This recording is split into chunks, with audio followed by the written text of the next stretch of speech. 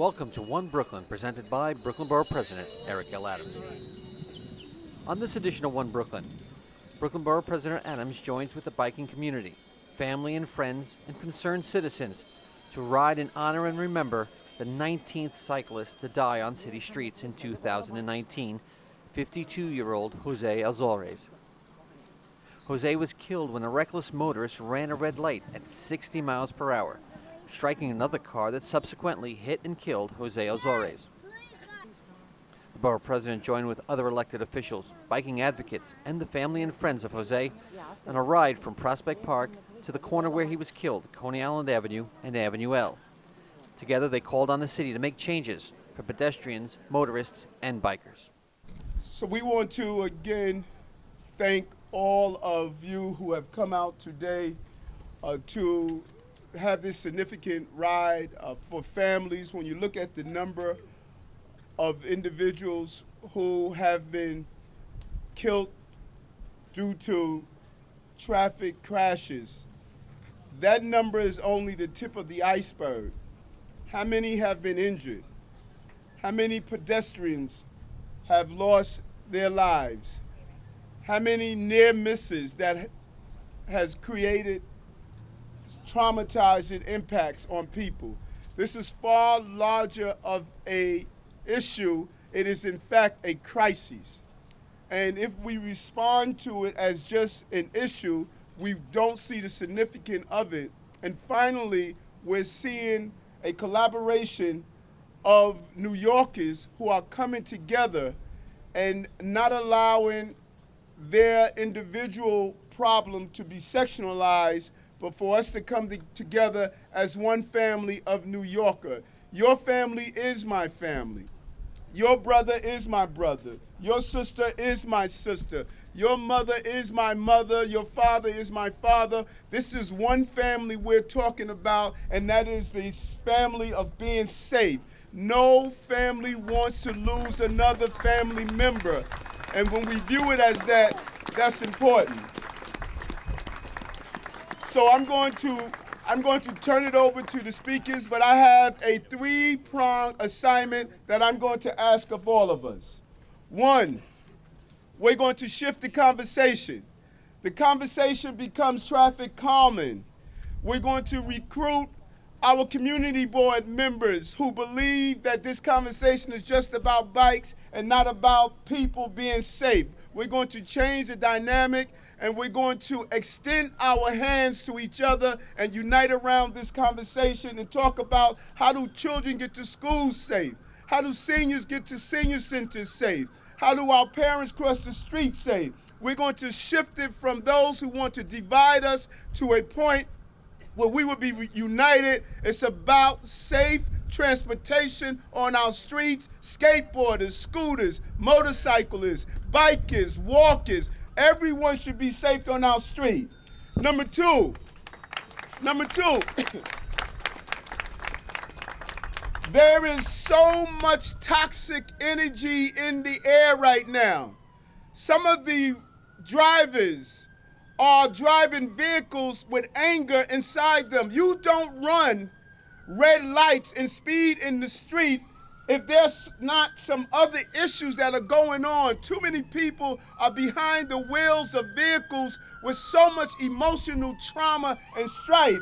And if we don't deal with that, we can't disconnect the mindset of what's happening in this city. Speeding between bus stops that are stopped, school buses, taking red lights, cutting off bicyclists, hitting pedestrians. Something else is going on. So we need to change the energy that's in our city to make sure we become a more common energy. Not only do cars must slow down, the hatred must slow down. So join me on this. Monday morning, every morning, let's start doing a positive motivational tweet that we put out in the universe. Whatever you know that's positive, tweet it out. It shouldn't be only the madness of Donald Trump being tweet. Let's tweet out things that will reinforce love and nurturing and caring and respect. Let's become mindful, and then we can extend that mindfulness across our city.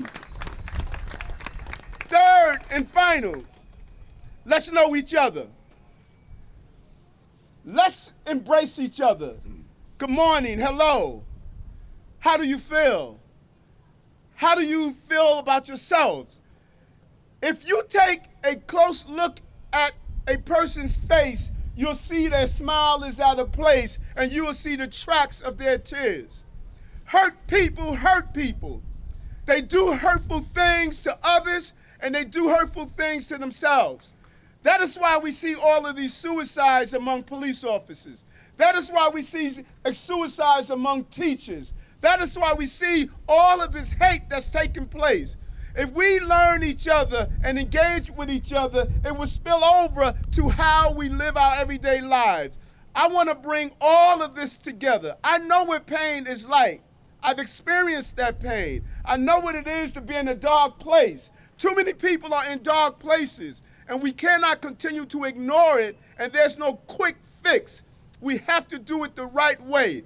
This community of those I've met that rode with me, and we pass each other on bike lanes, and we move forward as we get the city to think better about traffic safety and being safe. Let's also create an environment, not only what happens on our street, but what happens on our sidewalks, what happens in our classrooms, what happens in our banks, what happens inside our HRA, our police departments, our fire department. I am saying let's not only stop the crashes on our streets, let's stop the crashes in our lives. It's time to start riding again together as human beings of the greatest race alive, and that's the human race. Thank you very much.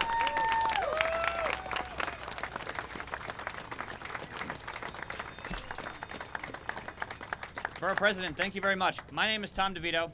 I'm going to speak shortly, but I want to make sure to have the opportunity to introduce Public Advocate Jumaane Williams. Thank you much for being here. Thank you. I said most of what I was going to say earlier, but I just want to thank the family and loved ones of Jose for allowing me to participate. I've driven by Ghost Bikes as a driver, and you always see and understand. But it's different when you see and understand with the family, with the community, and it's something that I won't forget. As the Borough President said, we all need to come together on this. Everybody has a part to play. That is pedestrians, that is cyclists, that are drivers. But again, as a driver, we have to just understand the power that we wield behind that car and what it means for everyone else around us. So I can't say get rid of car culture, but we absolutely have to change car culture. It is too central on that. I'm just happy to see so many people out here today. So can I just give everyone a round of applause who came out on a Sunday to do this. And my hope is from this, we'll finally see some change, see some acknowledgement that, Vision Zero was a good attempt, but it's just not doing what it was supposed to do. And people need to be able to go to school. People need to be able to go to work on all modes of transportation and feel like they can get there safely. And if I'm honest, when I took my ride from Ingersoll Houses to 1 Center Street a few weeks ago, I was concerned. I was concerned about my safety. First time riding a bicycle on the streets in this way in decades, and I was concerned about what was happening. And so I'm proud and happy that you've allowed me the opportunity to get this perspective and whatever the Public Advocate's Office can do to make sure this happens in earnest. And I know some other folks probably can't say it, but what the mayor originally put out, I don't think was enough. We have to do so much more. I do like what I saw from Speaker Johnson and the council. We need to get that through, and we get to get real funding. It's not real unless there's real funding behind it. So we need to see the money to get these protected bike lanes. We cannot ask New Yorkers to continue to ride bicycles without providing these protections. And once again, Mr. Mayor, if you do not make this debate stage, please come back home. There's a lot of people who are waiting for you. There's a lot of things that we have to get done. Thank you. Thank you, Public Advocate. So my name is Tom DeVito. I'm the Director of Advocacy at Transportation Alternatives. Thanks everyone for being here. Today we rode in mourning But now is the time to demand action. You see this street right here. You could land a 747 on this street. And it is shocking and it is outrageous that the DOT and the mayor, their first response is, yes, we're going to make this street safer, but we're not going to add protected bike lanes before they even study it. Is that acceptable? No. Is that acceptable? No. This is a Vision Zero priority corridor and has been for years. When they come back and they say, in the wake of the 19th cyclist being killed on our streets in this year compared to 10 of all of last year, and they say we are taking a protected bike lane off the table preemptively, that says that their priority is not Vision Zero. That says their priority is parking. That says their priority is level of service for moving as many vehicles through this corridor as possible. They think that this street that cuts through a residential neighborhood is a highway to move people fast and quick. And guess what? That's what happens, because that's how they designed this street, and that's what needs to change. So we are calling on the mayor, we are calling on the commissioner, Polly Trottenberg, to come back and to actually say, you know what, we need to take a harder look at this street. We need to make sure that protected bike lanes are on the table. And more than that, if you can't squeeze or if you can't get a protected bike lane on a street this wide, you are doing something wrong. There is something about your priors that need to get changed. We have seen them, and these are some of the best engineers in the world. We have seen them take Queens Boulevard, for decades the Boulevard of Death, and redesign it and turn it into the Boulevard of Life with far fewer injuries, far fewer fatalities, far greater options for people to get around. And if you could redesign Queens Boulevard in Queens, you could redesign Coney Island Avenue here in Brooklyn.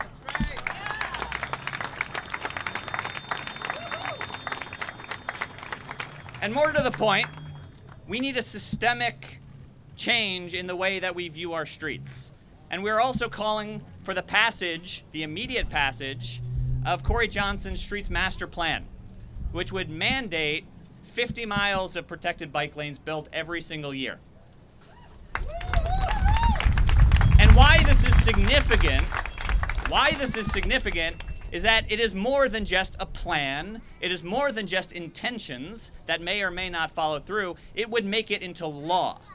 So that is why, if that's what needs to happen in order to make sure that our streets are made safer, that's what needs to happen. And there's power in this community, and we can make sure that it happens. So join us going forward to make sure that this legislation passes. So that is my ask for everyone here.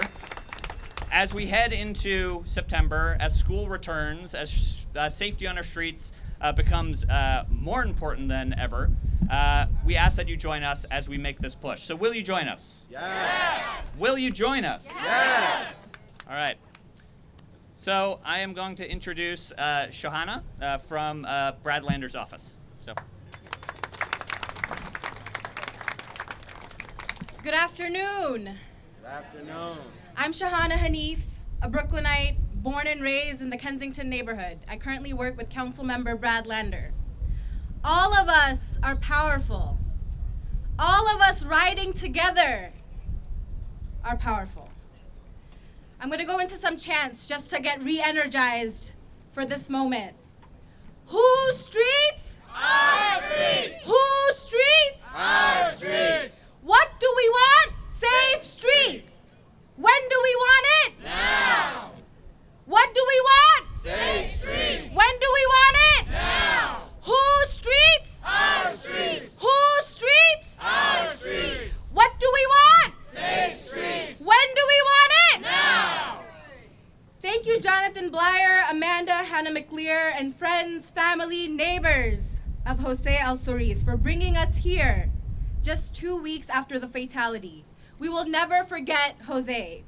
Thank you, Transportation Alternatives. Thank you, families, for safe streets.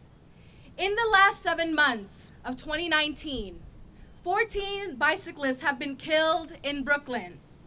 Brooklyn is in need of repair and redesign, beginning with Coney Island Avenue.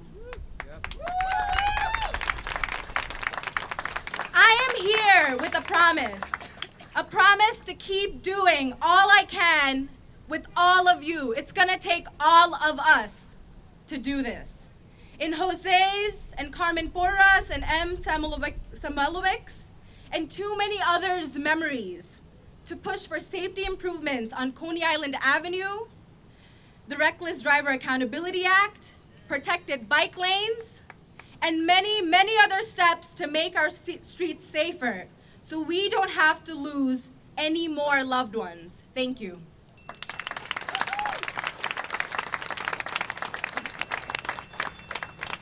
Next, I want to introduce Amanda Hanna-Mcleer from Families for Safe Streets. Hi everyone, can you all hear me? Okay, I just want to sincerely thank you all for coming out. It means so much to us. These are the numbers that we need to make change, so thank you. If there's anything I can tell you about Jose, it's that he was not a Spaniard. Jose was Basque. And if you don't know about this small but mighty northern region of Spain, let me tell you a bit about it, because he would tell anyone who would listen. As one author penned, it is the oldest nation without ever having been a country. Historians say that the signs of their civilization existed well before the Romans in 218 BC. Euskara, their ancient tongue, is the oldest European language, related to no other language on earth. In the Basque Country was Jose's favorite way of starting a sentence. When you heard that, you knew you were about to get schooled on all things Basque, from calimochos, his favorite summer drink, to the damp, temperate climate of Bilbao, his home. But there was another place that was a close second in his heart, and it was New York City. You couldn't find a more enthusiastic New Yorker. He took friends and strangers alike on unofficial walking tours of Brooklyn's historic architecture. And I want to stress strangers because the man was resolved to befriend everyone, even the most jaded New Yorker who was terrified of his sincerity. He took naps or siestas in Greenwood Cemetery and scoffed at anyone who found it morbid or odd to lie under those beautiful trees. He swam in Sunset Park's public pool. On Sunday, last Sunday, he biked to Coney Island. Sorry, two weeks ago now? 2 weeks ago now. The days are just blending together. We can't make sense of them, honestly. On 2 Sundays ago, he biked to Coney Island Avenue. A triathlete, his Sunday ritual was to bike from his home in Park Slope to Coney Island so that he could swim 2 miles with his dear friend Albert. He usually took Ocean Parkway, but on August 11th, he took Coney Island Avenue. When he got to the beach, he sent my mom a picture, and he said, I took Coney Island Avenue, a much smoother ride. And he planned on riding his bike home. If there's anything I could tell you, Jose was a devoted safety advocate for cyclists. He knew the joys of cycling in New York and the dangers of it. He's had several friends who suffered from crashes. Over the years, he's quietly paid for their medical bills and had their bikes repaired. He was often the first one waiting in the ER for them, or sometimes right there in the room next to them cleaning their wounds. As his good friend Danny told me. When Jose found out that my mom was riding in the street without a helmet, he bought her a helmet immediately and scolded her on street safety. People say cyclists are reckless. This could not be farther from the truth with Jose. When Jose was riding home from Coney Island, he did everything he was supposed to do. I want to stress that. He was doing everything he was supposed to do. He wore a helmet. He waited for the light to change. But still, Jose's rigid safety precautions didn't stand a chance when the driver flew through a solid red light. This reckless, impatient driver was speeding so fast that he T-boned another car, and it was that car that fatally struck Jose. This can only happen when you're going at a horrific speed, over 60 miles an hour, on a street with a speed limit of 25. Jose did not deserve to die because he decided to take another route home. These are our streets, and we should be able to use them how we like. Now, because Jose did everything right and was still killed in this senseless crash, many might think there's nothing we can do. That's absolute bullshit. I'm going to tell you exactly what we can do.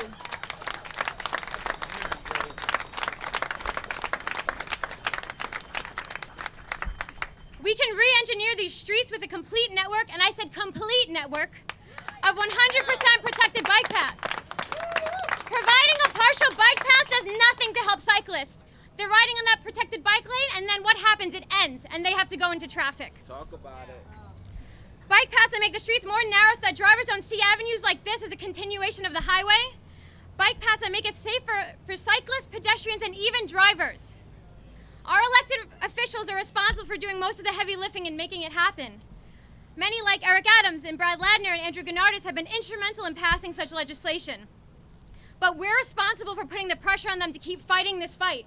That's what we can do here. Mayor de Blasio recently called for a bike lane on Coney Island Avenue, as we just heard. But his plan doesn't call for a protected bike lane. Painting a thin green line along the street will not protect cyclists. It would not have saved Jose.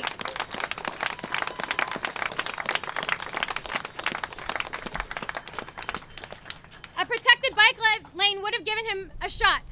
We need to demand more than we've been conditioned to expect. And we've been conditioned to expect very little. People are asking our family what we can do, what they can do. And that's part of what you can do. But there's another thing we need you to do, and it requires more than a signature on a petition or a call to your councilman. We need to change the culture. The culture that says it's okay to ask your cab driver to speed so that you can make your meeting. A culture that prioritizes parking spaces on Central Park West over the lives of cyclists like Madison Jane Linden.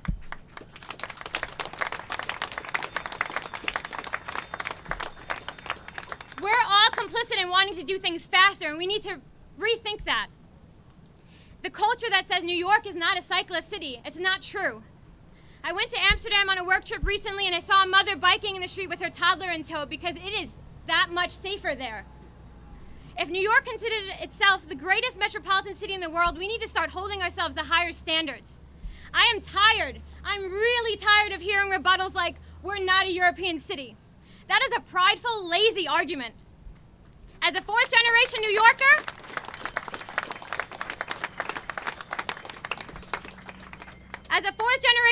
I can tell you that outdated urban planning is not something to be proud of.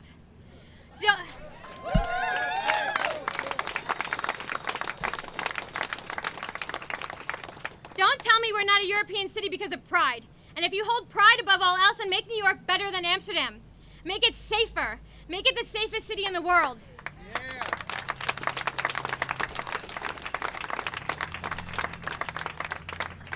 Cities like Pontevedra, Oslo, and Brussels have effectively phased out private cars in their central cores. In Oslo, parking spaces have been replaced by flower beds, pop-up parks, and restaurants. And listen to this, some streets are closed off to traffic altogether. Businesses, and this is our biggest problem, businesses were concerned that they would suffer, and guess what? They haven't. The mayor of Oslo spearheaded this effort despite criticism or partisanship because she wanted, and I quote, to give the city back to the people. And I'm calling on our mayor to do the same.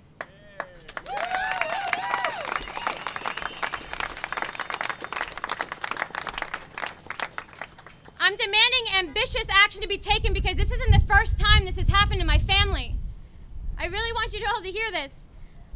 My father's mother and 4-year-old sister, Donna and Michelle Blanchard, were killed in a hit and run in 1994. They were crossing the street in our home of Bay Ridge, Brooklyn, on their way to get groceries. I grew up visiting the site of the crash with my dad, uncles, and aunt, laying flowers and candles each year on the anniversary. It's very real to my family. I was a part of Safe Streets, Families for Safe Streets, and Transportation Alternatives sorry. Okay, take your time.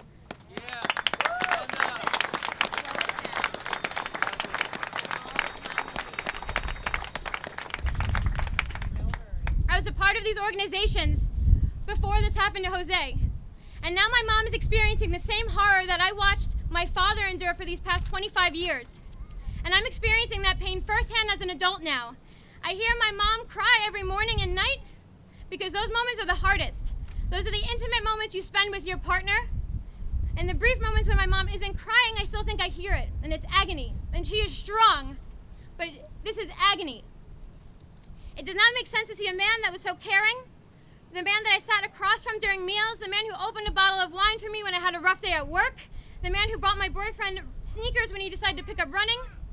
It doesn't make sense to see his picture online with a caption reading, "Fatal Crash." Seeing a loved one in the context of tragedy is bewildering. It's surreal. We keep thinking we're mourning the loss of someone else and that we'll go home weary and Jose will put out a plate of food for us because he always was feeding us. Some would say tragedy striking my family twice is bad luck. I say this is a systemic and cultural problem. Right.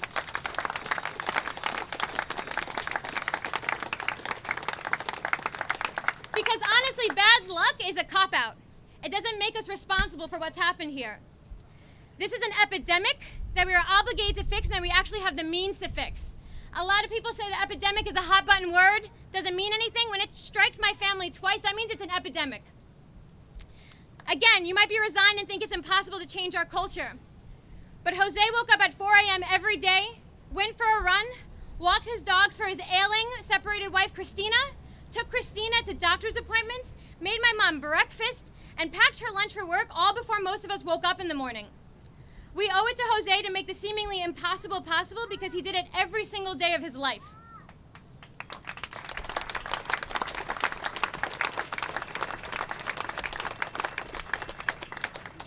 And I just want to leave you with one more story of Jose that I had the privilege of hearing. And it's a funny story, so I'm going to try and give it some kind of humor. Back when he was a young man in Bilbao, he was sent a draft letter. A year of military service in Spain was mandatory at the time. Basques have a contentious relationship with the Spanish military because the Franco dictatorship sought to wipe out the Basques and their culture. Needless to say, Jose was not about to support that kind of institution. A friend of his told him that he could evade the draft if he just got a medical note. It just so happened that his friend knew a Basque doctor living in England. So Jose flew to England. The doctor said, "Now I can do this, but you're going to have to say you're epileptic."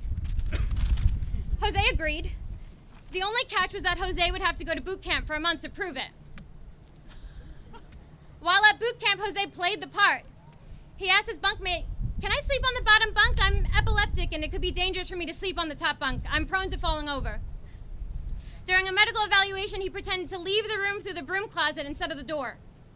The concerned nurse said, "No, Mr. Alzorriz, this way," and walked him out of the appropriate door. The doctors pressed him, "You can tell us, a lot of men lie about this. Are you sure you're epileptic?" It was always a resounding yes. And they discharged him. There were 3 of his buddies who claimed they were epileptic. He was the only one that sold the bit and was discharged. At a festival in his hometown years later, Jose ran into the same doctor from boot camp, merrily drunk. The doctor, amused, asked him how he was doing. And Jose said, "Oh, I'm feeling much better now." My boyfriend asked Jose 2 weeks ago over dinner why he didn't just serve. It sounded like a lot of trouble to go through for just a year of military service.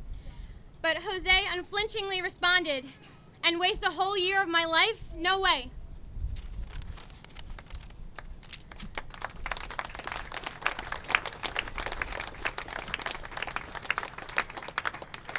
If that can teach us anything, it's to teach us that we don't have any more time to waste. Swift, radical action is required in order to prevent another death like Jose's. And it starts with us. So I would like you all to join me in staging a die-in to tell the city that enough is enough. So please join me here in the street. Thank you very much.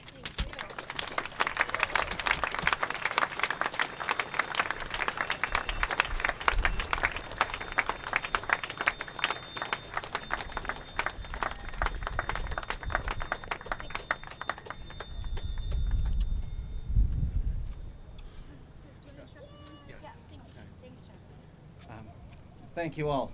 Very powerful words.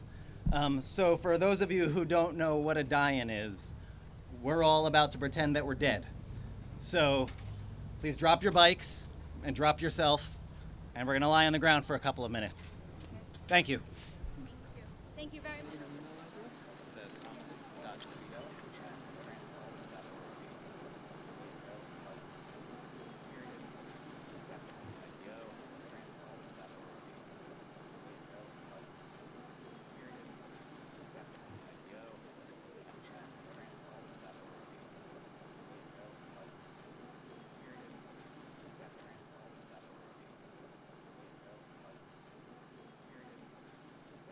If we're going to get anywhere on this issue, it's got to be in the spirit of partnership. We all have to do our part.